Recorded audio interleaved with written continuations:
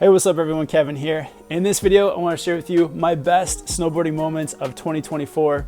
In the last year, I've gotten to snowboard on 3 different continents, across many new resorts, and got to ride with some incredible snowboarders. So I want to share with you guys things like my best powder day, best new resort, best chairlift, best big mountain lines, and some of the other highlights from 2024. My best day of backcountry snowboarding was some backcountry access from the resort at Cerro Catedral in Argentina. And I did it with my friend Shane from Search of Snowboarding. When I first got to Argentina, I spent a lot of time researching the backcountry, getting advice from locals, and learning about all the incredible zones. On this day, we were snowboarding in a place called Little Alaska, and it definitely lives up to the name because of the chutes and spines and just the incredibly fun terrain across Little Alaska. This was where I had maybe my most technical and challenging run of the season, just taking my time, doing jump turns down this very steep and technical section. If you're thinking of doing any backcountry, I highly recommend taking a backcountry avalanche course. It's gonna keep you safe out there in the mountains. Shane and I, we had all of our avalanche gear to keep us safe. We were also out there on a day where it hadn't snowed in quite a while, so it's important to also check the avalanche conditions and report in your local area. But for backcountry and for getting out there in the mountains with these incredible views, this was definitely one of my favorite backcountry days of all time, and it was in such a beautiful place in Cerro Catedral in Argentina. My favorite resort of 2024 goes to Gulmarg in Kashmir, India. It is definitely a special place and one of the best places for snowboarding on earth. Gulmarg definitely goes down as my best resort because of the terrain.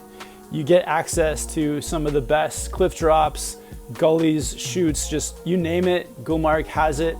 On our trip there too, it snowed a ton, so there were so many fresh powder days. So for a riding experience and for exploring a big mountain, you're just never gonna get bored here, and you're gonna be able to ride some of the most unique and fun lines that you've ever ridden in your life. On top of the riding, you also have a very unique cultural experience, basically makeshift village at the midpoint of the mountain where you can buy snacks and drinks. And you also have some incredible views of the Himalayan mountains in the distance. Overall, for the riding, the culture, the views, Gulmarg is my favorite resort of 2024. My lightest powder day of the season came at Powder Mountain in Utah. This was my first real light powder day that I think I've probably ever had in my life. I've done most of my snowboarding in the Pacific Northwest, which is known for having heavier snow, and Utah's reputation is built on that light champagne powder. And having that experience at Powder Mountain was pretty incredible because it's just really open, so you can ride with a lot of speed through the powder, through the trees. On this day too, I was riding with an incredible crew, my friends Alex and Austin, and also a local YouTuber, Dan from Board Progression. 3 guys who knew the mountain, knew where to go, and were able to find the perfect lines for riding that ultralight snow. Very thankful that Utah delivered, that we got that really light snow in the perfect spot at Powder Mountain. My best session of the summer came with the High Cascade Snowboard Camp at Mount Hood in Oregon. This was definitely a really fun standout experience of the summer. Sean White was actually there for the first week, just getting everyone hyped on the summer session, which was super fun. Some of the ex-pro snowboard coaches had a game of snow, which was really fun to film and be a part of. Hung out and met tons of campers who were up learning tricks and improving their riding, and did some coaching with some of the campers, helping people to get their first board slides or first tricks down. So Mount Hood in Oregon is one of the most incredible places for the summer. If you want to do some summer snowboarding, I recommend checking out the High Cascade Snowboard Camp. It's one of the best experiences in snowboarding that you can have, and definitely my favorite place to be in the summer. The best chairlift I got to ride this past year, and maybe the best chairlift of my entire life, is the TS Marte chair in Las Lenas, Argentina. My trip to Las Lenas started out with seeing that there was a big storm in the forecast, so I made the 15-hour drive to Las Lenas to be there for that storm. Upon arrival, the mountain was pretty much shut. There wasn't much open, and 3 days later, the sun came out and the TS Marte chair opened. And before I got there, I had no previous knowledge of this chair. So riding it for the first time, looking and seeing all the access to the terrain, I was completely blown away at the potential. And I basically spent the day just exploring all the big mountain lines that the chairlift had access to. One thing to note is that you do need to carry your avalanche gear with you for riding this chairlift. So you need your beacon, shovel, and probe. But once you get up the chair and out the gate, you're able to ride some incredible chutes, some natural rock drop features, cliffs. And on this day, I got super lucky with the deep powder snow. I only got to explore maybe 1/20th of the terrain that's accessible by this chairlift. So the TS Marte, definitely one of the best chairlifts in the world, maybe the best. And for me, it's a destination I'm gonna go back to many times to revisit and explore more of the areas off this chairlift.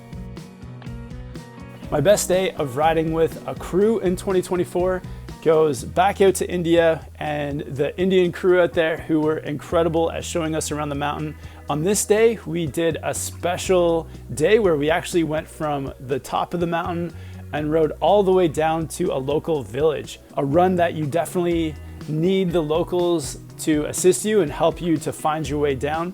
There's links to everyone's Instagram in the video part here if you guys are interested in going out to India and need somebody to show you the way and show you how to explore the mountains. But on this top to bottom run, it was such a unique experience, taking the gondola to the top at about 14,000 feet and then slowly making our way down through trees, through deep powder, finding fun drops. And then at the very bottom, we had our driver come around, pick us up, and take the whole crew back to town.